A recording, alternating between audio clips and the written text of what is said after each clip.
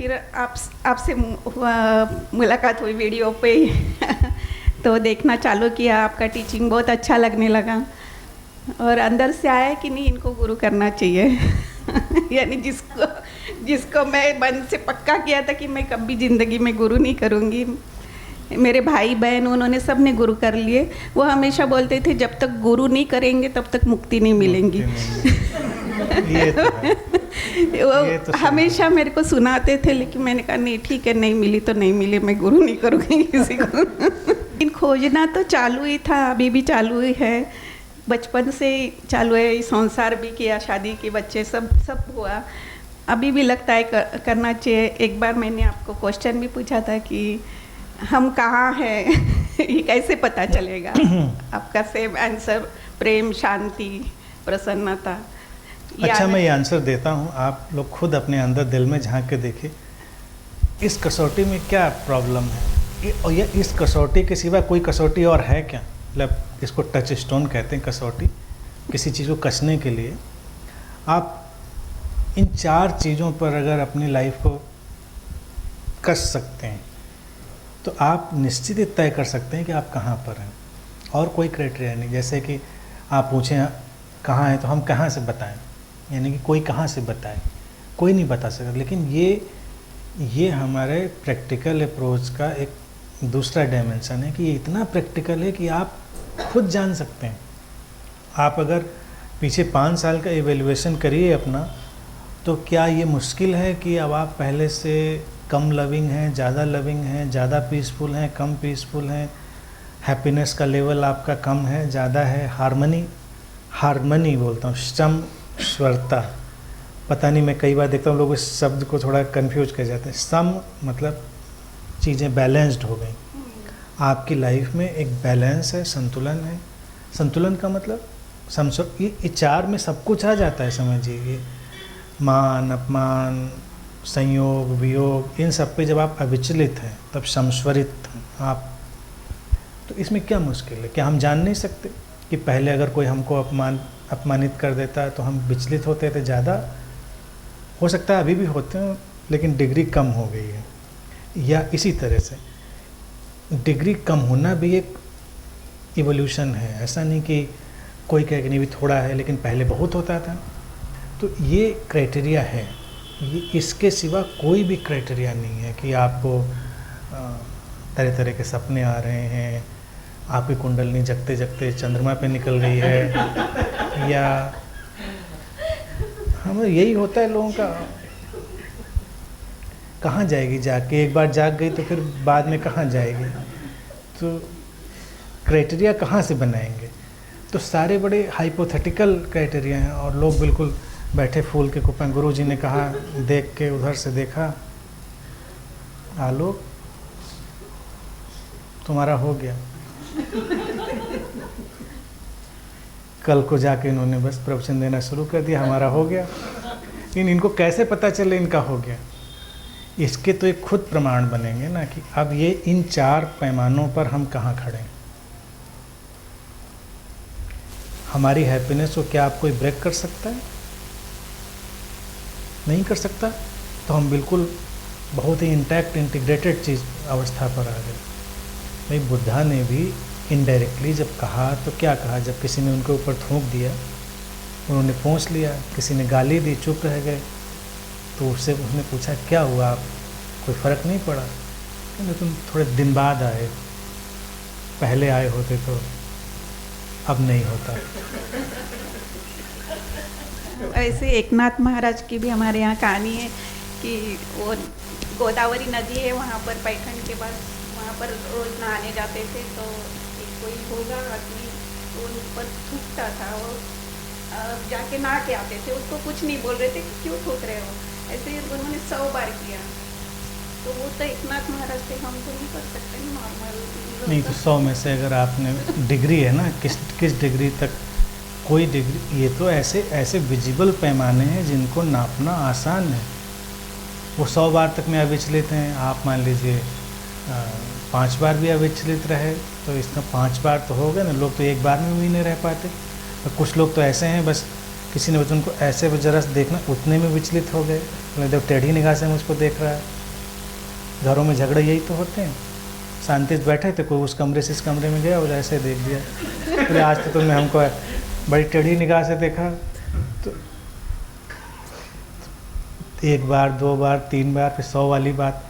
और 100 वाला क्या है ना कि 100 एक केवल मुहावरा है। घटनाएं ज़रूरी नहीं ऐसी हुई हों, ऐसा नहीं कि कोई आदमी इतना थूक भी बनता होगा 100 बार थूकने का मुंह में, पता नहीं।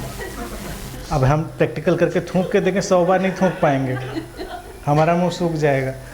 तो 100 का क्राइटेरिया, जैसे कृष्ण के भी केस में कि 100 बार गालियाँ दी शिशुपाल ने तो उन्होंने सिर काट दिया। 100 मतलब लिमिट हो गई, अब अति हो गई किसी की, तब उन्होंने प्रतिक्रिया करी, उसके पहले कोई प्रतिक्रिया नहीं कर रहे।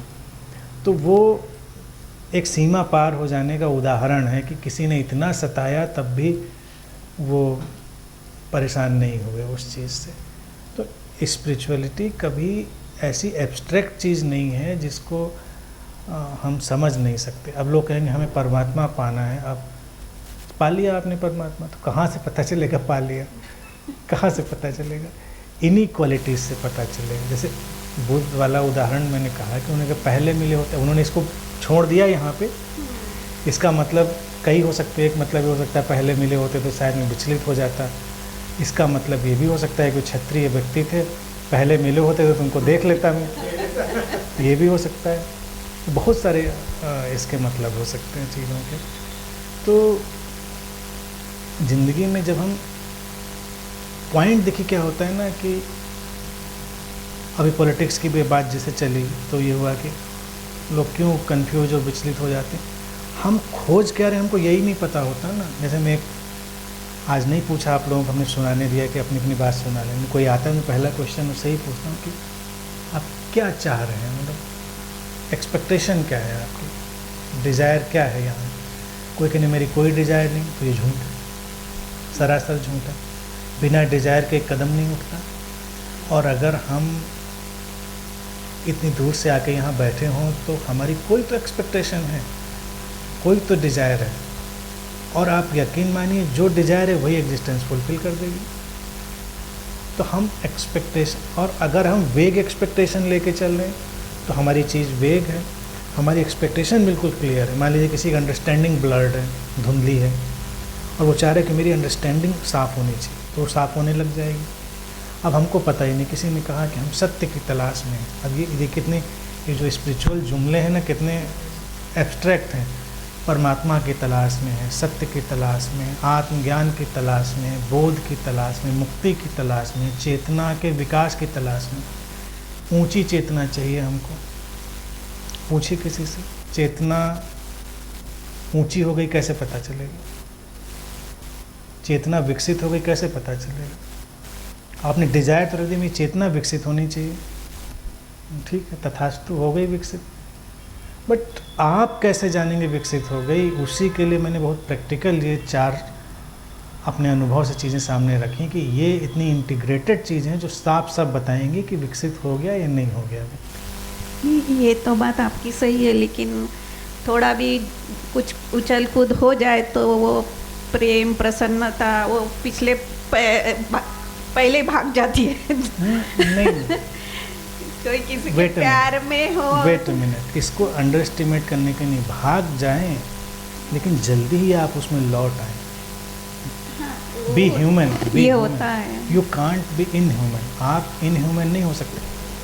100 में से अगर आपने 90 मौक़ों पर अपनी चीज़ कायम रखी, 10 मौक़ों पे आप चूक गए, तो अपने को भी क्षमा करना सीखिए ना।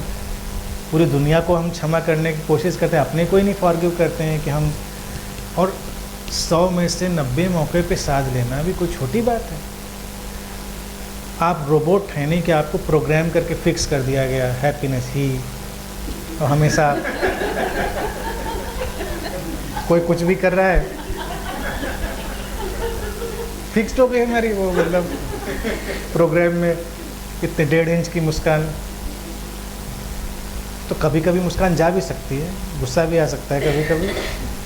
तो आया लेकिन वो आया और कितनी जल्दी सेटल्ड हो गया, ये भी एक क्राइटेरिया है ना। आया और आता ही चला गया, फिर घंटों आया, फिर दिनों आया, फिर हमारी मेमोरी में उसकी जगह बन गई, आया प्रतिक्रिया करी, बात ख़त्म हो गई, चले गए।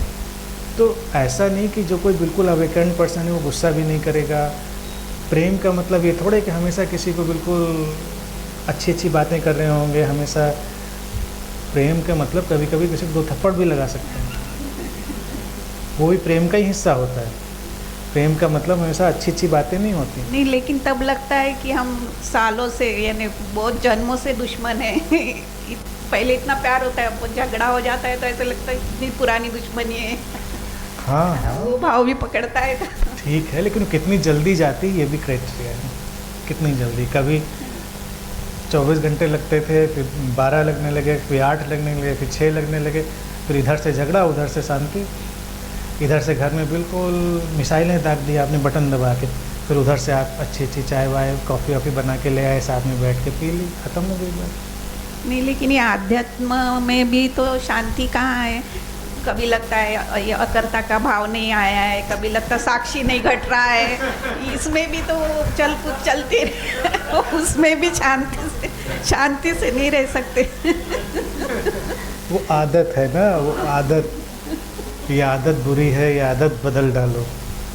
आदत बदलनी होती है, नहीं बदल पाते। अशांत रहने की आदत हमारी बन चुकी होती है। हम लोग पहले कदम पे ही अल्टीमेट डिमांड क्यों रख रहे होते हैं, ये प्रॉब्लम। देखिए ना, अकर्ता नहीं आया, हाँ नहीं आता ना, पूरी ज़िंदगी लग जाती नहीं आता। नहीं, अभी इतने लोगों का सुनते हैं, इनको हो गया उनको हो गया, तो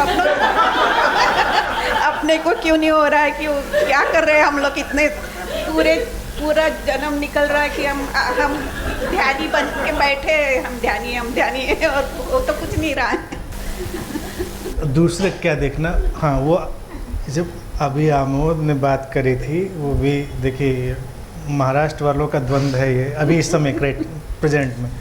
तो उनको द्वंद्व ये था कि दूसरे भी जाते हैं छुट्टी लेके, पैसा कमाते हैं, घूमते हैं, लगता है वो भी मस्त हैं, हम भी पता नहीं हम उनके जितने हैं कि नहीं है, कि वो हमसे ज़्यादा हैं कि हम उनसे ज़्यादा, ये द्वंद्व। अब आप बताओ प्रैक्टिकली इस द्वंद्व का क्या मतलब। आप हो, आप खुश हो, दूसरा है कि नहीं, इससे आपको क्या लेना देना। हो सकता है दूसरा प्रिटेंड कर रहा हो, तो क्या ये आपको अगर सर्टिफिकेट मिल जाए कि ये देखो असली में है, खुश नहीं है, इसने काफ़ी उल्टा सीधा पैसा कमाया है, और ये जाता तो घूमने ज़रूर है लेकिन बहुत दुखी होकर आता है, और वहाँ पता नहीं तुमको कितने झगड़े झंझट इसके होते हैं, लेकिन ऊपर से ऐसा चेहरा बना घूमता है कि नहीं ठीक है, फिर तो हम ध्यानी ठीक हैं। लेकिन अभी द्वंद्व है, कहीं ऐसा तो नहीं कि हम ध्यान करके खुश हो रहे हैं और वो हमसे ज़्यादा खुश है बिना ध्यान किए। प्रॉब्लम वो है ना, वो बिना ध्यान की हमसे ज़्यादा खुश है। तो आप क्या करेंगे, आप वो उस वाले रास्ते पे जाएंगे? आप नहीं जा पाएंगे। आपको अगर उस वाले रास्ते पे नहीं जाना है तो फिर बात ही ख़त्म हो गई ना, फिर कंपैरिजन का मतलब ही क्या रह गया। आप अपने वाले रास्ते पे जाइए, अपना वाला काम करिए, और अपनी खुशी, आपकी छोटी खुशी है बड़ी खुशी है ये इम्पोर्टेंट है, ना कि ये इम्पोर्टेंट है कि दूसरे की खुशी कितनी है और कितनी नहीं है। और हम जान भी नहीं सकते एज ए ह्यूमन बीइंग, आप गारंटी के साथ अपने पार्टनर, लाइफ पार्टनर तक की असली मेंटल स्टेट जान नहीं सकते कि सचमुच में खुश है कि नहीं है। आप पता लगा के देख लीजिए, हर कोई प्रिटेंड करता है, तो आप जान ही नहीं सकते। तो जब जान ही नहीं सकते अपने लव्ड वन का भी, तो दूसरों के बारे में क्या लेना देना। और अगर उनके रास्ते पे जाना हो तब तो सोचिए, अगर उनके रास्ते पे नहीं जाना है तो आपको सोचने से कोई फ़ायदा भी नहीं। लेकिन अभी ये रास्ते से निकले हैं, कहाँ पहुँचना है अब आपको सुनते सुनते तो अभी इनलाइटनमेंट भी भूल हो गया है।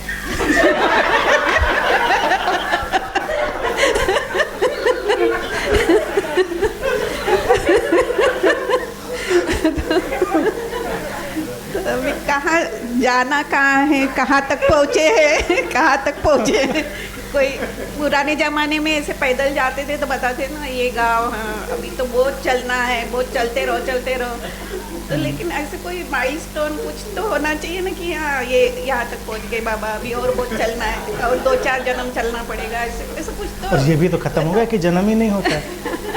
तो फिर तक ख़त्म हो रहा है, अभी कल भी, आज भी, कभी भी ख़त्म हो सकता है। लेकिन फिर क्या किया क्या हमने ज़िंदगी भर, ध्यानी बन के किया क्या हमने। ये भी वही किया, वहीं पर आपको वही जो 4 बातें हमेशा याद आएंगी। वो लाइट हाउस हैं, जैसे ओशन में लाइट हाउस होते हैं, दे आर जस्ट लाइक, वही आपको याद आएंगी कि क्या किया,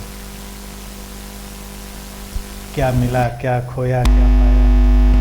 हाँ, नहीं, और कभी कभी ऐसा भी लगता है कि जैसे लोगों को हॉबी होती है, किसी को ड्राइंग, किसी को म्यूज़िक, किसी को डांस, तो ये हमारी हॉबी तो नहीं है कि हम इस रास्ते से चल रहे, पता नहीं कुछ मिल भी नहीं रहा तो भी चल रहे, छोड़ना भी नहीं चाहते कि ये रास्ता नहीं छोड़ना है, इसी Exactly. रास्ते से चलना है। तो कभी ऐसे लगता है कि ये हॉबी तो नहीं है खाली। ये प्रश्न जेन्युइन है, ये प्रश्न जेन्युइन है। अगर ऐसा किसी को हो कि ये हमारी हॉबी, आदत है, ये केवल उस तरह की, तो प्रॉब्लम हो सकती है। ये जो क्वेश्चन पूछा दीपिका जी ने, ये जेन्युइन है कि कभी कभी कुछ लोग एक शौकिया चीज़ों में लग जाते हैं, तब उनके लिए समस्या खड़ी होती है कि क्योंकि उनको पता ही नहीं कि जाना किधर है, उनको लग गया और वो छोड़ नहीं पा रहे हैं क्योंकि उनका लक्ष्य नहीं निश्चित है। देखिए, पेंटिंग, जितने भी आपने हॉबी की बात करी, हॉबी में भी वो लोग ही आगे गए, सक्सेसफुल हुए। मैं बताऊं, आप खुद अगर गौर करें, जिनका टारगेट फिक्स था, अगर एक पेंटिंग वाले का टारगेट फिक्स था, मुझे बहुत बड़ा पेंटर बनना है या मुझे इससे पैसा कमाना है, इससे प्रसिद्धि, तो उसने किया। जिनका नहीं था, उनकी पेंटिंग यही होती है कि शादी के पहले जैसे लड़कियां नहीं बनाती हैं पेंटिंग, फिर शादी के बाद सब ख़त्म, फिर वहाँ से घर से ले जाके ससुराल में 2-4 टांग दी जाती हैं, फिर बाद में घर वाले कहते हैं कुछ किया करो, देखो पहले तुम कितना क्रिएटिव थी, आर्टिस्ट थी। फिर वो ब्रश रंग मंगाते हैं, फिर कोई मतलब, लेकिन उसका नहीं है, कोई टारगेट नहीं है उसका। तो जब कोई टारगेट नहीं है तो उसमें कोई जान नहीं आ रही। म्यूजिक सीख रहे हैं, या तो आपको सिंगर बनना है, सिंगर बन के आपको अपना कैरियर बनाना है, उससे आपको, ये सब टारगेट है, पैसा कमाना है। आपको सिंगर भी नहीं बनना, कैरियर भी नहीं बनाना, आपको उससे फेम भी नहीं पानी, आप बस केवल रोज़ आलाप सीख रहे हैं, तो आप कुछ दिनों में खुद ही बड़े बोर हो जाएंगे कि मैं कर क्या रहा हूँ, इससे कोई मतलब है। एक महिला है हमारी जानने वाली, तो एक बार उनके यहाँ मैं गया तो मुझसे कहने लगी कि आजकल मैं म्यूज़िक सीख रही हूँ। मैंने कहा अच्छा, मैंने क्या सीखा? बोले नहीं सीखा क्या, अभी तो 2 साल से मैं सा सीख रही हूँ। तो हमने सा के आगे भी कुछ सीखेंगे, लेकिन सा सीख लें वही बहुत बड़ी बात है, 2 साल से सा सीख क्योंकि उनको कुछ म्यूजिक का करना नहीं है, तो एक टाइम पास है, घर में खाली बैठे हैं, तो घर वालों ने कहा कि म्यूजिक टीचर लगा लो, कुछ सीखा करो। तो एक मजाक था, सा मतलब जो भी सीख रहे हैं वो सा के। इसी तरह से ये सत्संग भी होता है। कई बार लोग खाली बैठे होते हैं तो उनको लगता है आप करें क्या चलो सत्संग लगा लेते हैं। और तमाम घरों में जहाँ पर ऐसा अक्सर होता है, पर रियल बात है, घर वाले संपन्न हैं और पैसे की कमी नहीं है, और उनकी पत्नियां घर में बैठी हैं और उपद्रव करती हैं बेकार का, तो वो गाड़ी ड्राइवर दे देते कि जाओ सत्संग ज्वाइन कर लो 1-2, खुश रहो। अब वो सत्संग तो ज्वाइन करें, उनका कोई टारगेट है ही नहीं। तो प्रैक्टिकल चीज़ है, जब हम स्पिरिचुअल सीन में भी जाते हैं, और इसको क्या है ना, गुरुओं ने गड्ढ-मड्ढ कर दिया कि टारगेट, डिज़ायर, ये बड़ी गंदी चीज़ें हैं। कि लक्ष्य रखोगे अध्यात्म में, डिज़ायर करोगे तुम कोई, तो डिज़ायर लेस होने के लिए जा रहे हो, टारगेट लेस होने के लिए जा रहे हो, तो आपके अंधेरे में टटोलेंगे। तो आपका टारगेट तो होना ही पड़ेगा कि ये हम इसलिए जा रहे हैं इस रास्ते पे। हमारी एक क्लियर पिक्चर है कि हमको यहाँ पर ये सर्टेन अंडरस्टैंडिंग चाहिए, या फिर वही हमारी चारों बातें, इनमें से कुछ चाहिए हमको। लेकिन अगर हमको पता ही नहीं हम क्या पाने जा रहे हैं, तो कुछ भी पाने जा रहे हैं। किसी ने कहा अच्छा चलो ये इस पे ये मूर्ति है, इस पे रोज़ पानी चढ़ाया करो, कि ठीक है चढ़ाएंगे, इससे क्या होगा? आपको पता चलेगा क्या होगा? अभी कैसे पता चल जाए? आप करते रहो, योग साधते रहो, ध्यान साधते रहो, लेकिन आपको स्वयं कोई लक्ष्य नहीं है, तो आपके लिए कोई फिक्स्ड इमेज बनेगी ही नहीं लाइफ में। इसी तरह से रिलेशनशिप में भी लोग कहते हैं प्रॉब्लम क्यों है? प्रॉब्लम इसलिए किसी रिलेशनशिप में कोई इंसान टारगेट नहीं फिक्स करता। सुनने में बड़ी ये प्रैक्टिकल और बड़ी कारपोरेट लैंग्वेज लग रही, लेकिन नहीं, रिलेशनशिप का भी टारगेट है हैप्पीनेस, हार्मनी। वो रिलेशनशिप में भी वही फिट हो जाएंगे, वो सारी चीज़ें स्पिरिचुअलिटी में भी रिलेशनशिप में भी फिट हो जाएंगे। बस आप उठे, साथ चल दिए किसी के, जाना कहाँ है पता ही नहीं, तो उसके बाद बस इतना ही पता रह गया कि खाना पीना ये वो सब काम, फिर उसके बाद झगड़ा झंझट, और कुछ बचता ही नहीं। जब टारगेट नहीं तो झगड़ा झंझट ही बचता है। लेकिन अगर आप किसी के साथ चले 4 कदम और आपका लक्ष्य था कि इस इंसान के साथ चल के मुझे एक निश्चित हैप्पीनेस में या निश्चित शांति में पहुंचना है, तो आप पूरी तरह फोकस्ड हो जाएंगे उस चीज़ में। अदरवाइज वेग सा सब चलता रहेगा और वेग में आप कहीं नहीं पहुंचेंगे। तो ध्यान धारणा भी आप कितनी भी कोई कर ले, लेकिन अगर उसका टारगेट नहीं फिक्स्ड है या उसने सोचा ही नहीं इससे मुझे पाना क्या था, चला चेतना का विकास करना था, निम्न चेतना को उच्च चेतना बनाना था, तो कैसे बनाएंगे? ये तो आपने पूछा ही नहीं किसी से, ना आपने गुरु से पूछा, उच्च करेंगे आप, नॉनवेज छोड़ देंगे, आप ये छोड़ देंगे, आप वो करना, सब कर्म कांडों में यही तो होता है। लेकिन छोड़ के भी क्या आप नॉन वायलेंट हो जाएंगे, क्या आप लविंग हो जाएंगे? कितने लोग हैं जिनको मैं जानता हूँ बिल्कुल वेगन हैं, बिल्कुल कुछ भी नहीं, लेकिन पूरी अपीयरेंस उनकी वायलेंट है, उठना बैठना देखना चलना सब वायलेंट है। और ऐसे भी लोग जानता हूँ जो 3 टाइम नॉनवेज खाते हैं, बड़े सौम्य सज्जन लोग हैं।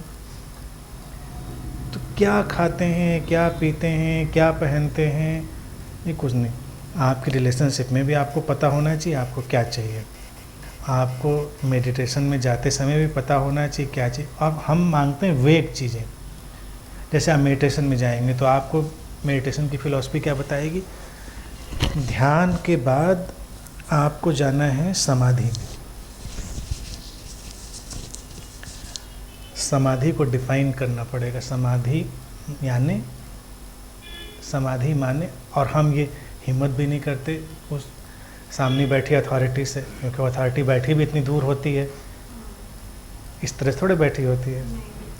तो आप पूछें समाधि माने क्या, समाधि में पहुँचेंगे और जो समाधि का माने होगा वो अगेन एक बड़ी वेग पिक्चर खड़ी करेगा, लगेगा ये तो अपन के बस की बात नहीं है भाई, अब कहाँ जाएंगे। तो एक क्लियर पिक्चर चाहिए हमको।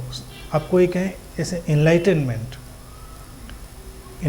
को ऐसे तो हमने कैंसिल किया, लेकिन इनलाइटनमेंट का भी क्लियर पिक्चर तो दीजिए। इनलाइटनमेंट माने ट्रेडिशनल अगर जो है पारंपरिक, अगर मैं उसको डिफ़ाइन करूं तो आपको खुद हंसी आएगी कि ये इनलाइटनमेंट का मतलब है, तो उस क्राइटेरिया पे कौन खरा उतरता है।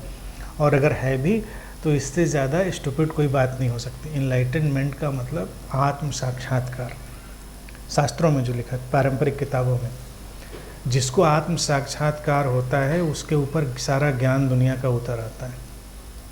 दुनिया का सारा ज्ञान निष्प्रयास बैठा है, उतर आया उसके पास, भूत वर्तमान भविष्य सब वो जान चुका होता है, और कोई चीज़ उसके लिए असंभव नहीं रहती।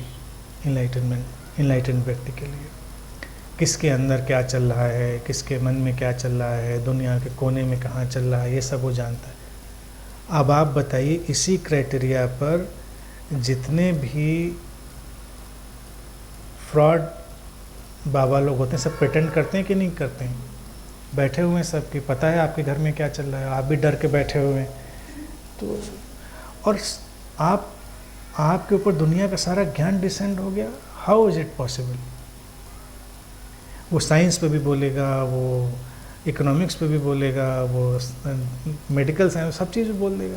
उतना तो गूगल करके हर कोई बोल देता, हम ही बोल देते हैं ना कितनी चीज़ें। लेकिन ये नहीं, हम उन चीज़ों के एक्सपर्ट नहीं हैं।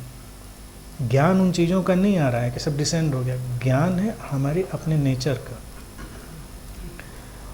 भूत वर्तमान भविष्य का ज्ञान किसी को नहीं आता। इनलाइटनमेंट का जो क्लासिक डेफिनेशन है उस पर कुछ भी खरा नहीं उतरता। तो इससे क्या होता है ना, वो सारी तस्वीर खराब हो जाती है। लेकिन अब अगर इनलाइटनमेंट को हम रीडिफाइन करें तो रीडिफाइन में फिर यही चीज़ें आएंगी। अनब्रोकन, जो हमने रीडिफाइन किया, unbroken flow of peace, love, happiness and harmony. Unbroken, if that flow is unbroken, you are enlighten. किसी से पूछने की ज़रूरत ही नहीं। और थोड़ा थोड़ा टूटता है तो पार्सली इनलाइटेंड है। एज बढ़ने से कोई समझ नहीं आती, समझ का उम्र के बढ़ने से कोई रिश्ता नहीं। 80 साल के शरीर में भी लोग 14 साल का दिमाग लेके घूमते हैं, और 25 साल के शरीर में भी लोग बिल्कुल 80 साल जितना मैच्योर हो सकते हैं। हार्मोनल चेंज होते हैं तो आपका फीवर कम हो जाता है, इतना ही है ना।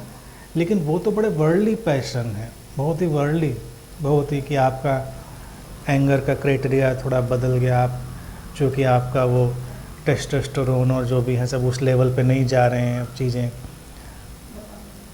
आपका जो भी यानी कि बहुत सारे ऐसी चीज़ें हैं जो हार्मोन्स पे ही खड़ी थी, वो तो हार्मोनल चेंज के साथ, लेकिन वो आपको शांति दे रही हैं ऐसा तो है नहीं। मतलब वो चारों में से कोई चीज़ नहीं दे रही हैं आप, बस ये है कि अब कमज़ोर हैं, नाखून गिर गए हैं बस। पहले नाखून तेज थे तो हम आक्रामक थे, अब नाखून नहीं है तो आक्रामक नहीं है, समझ का क्राइटेरिया नहीं। अगर बड़ा है तो इसका मतलब कुछ हमारे अंदर सचमुच में परिवर्तन हुआ है तभी, नहीं तो नहीं। आप चारों तरफ निगाह डाल के देखिए, उम्र कहाँ क्राइटेरिया है, उम्र कोई क्राइटेरिया नहीं है। उम्र के साथ क्या जेलसी कम हो जाती है, उम्र के साथ क्या लोगों की दुर्भावना कम हो जाती है, क्या कम हो जाता है, कुछ भी कम नहीं हो जाता।